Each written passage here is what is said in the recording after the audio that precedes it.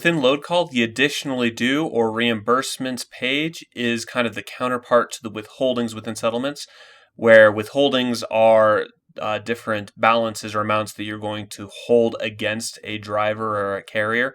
The additionally due tab is kind of the inverse of that, is where you're going to pay out additional money to them within the pay period.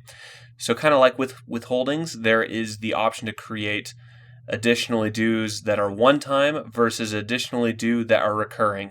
The recurring additionally due will probably not be used very often, but we'll cover it.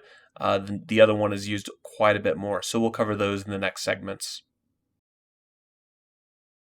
To create a one-time additionally due, you can click on the green button right here, and much like the withholdings, you have to specify a carrier, an amount, and any of the other information in there. So we're going to use the Spades Transportation LLC again. We're not going to specify a driver, and we're just going to say this is like a bonus. And we'll say, high safety scores or something like that. And we'll just say we're giving them like a $250 bonus. So if I click and save that, then here we have the reimbursement showing up when it was created and the carrier. And after we have a settlement that we build out, it will be applied. And much like the other reimbursements, you can edit it to change any of this information. You can skip, which we'll cover in an actual settlement. And then you can also cancel, skip out here if you want to apply it on the current settlement, and then delete it. But in here, this list will only show active reimbursements that haven't been settled out. As soon as it's been done, it'll kind of be archived and not show up here on the list. But pretty straightforward to create a one-off payout that you're going to give to a specific carrier group specified within LoadCall. So in the next segment, we'll cover the recurring additionally due option as well. To create a recurring additionally due or reimbursement, we can click on the green button right here, which will pull up the ability to create a ongoing amount that you're going to pay out to a driver or a carrier rather.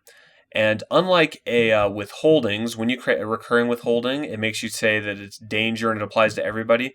Additionally, dues will only apply to an individual carrier because there isn't really a case where you're going to be paying a bonus out to every single driver, every single carrier, every single pay period. But there are some cases where you may need to have an adjustment in here for carriers. Now, typically you would use your adjustments like, let's say an insurance rate was different and you've got this universally applying insurance rate. You'd probably be better off changing it within the withholdings framework and adjusting on a carrier by carrier basis. But this is definitely another way to go ahead and do that by choosing a carrier in here and putting in a bonus right here. So what we can do, we can put in our Spades Transportation. You can click the additionally due name. We're just going to say ongoing royalties or something. Maybe you're using the, in this case, using their logo or something within your company and you got to pay them something. But let's say that we're just going to pay them, $25 per pay period for use of that. There are other examples in here, but that's, maybe a common one.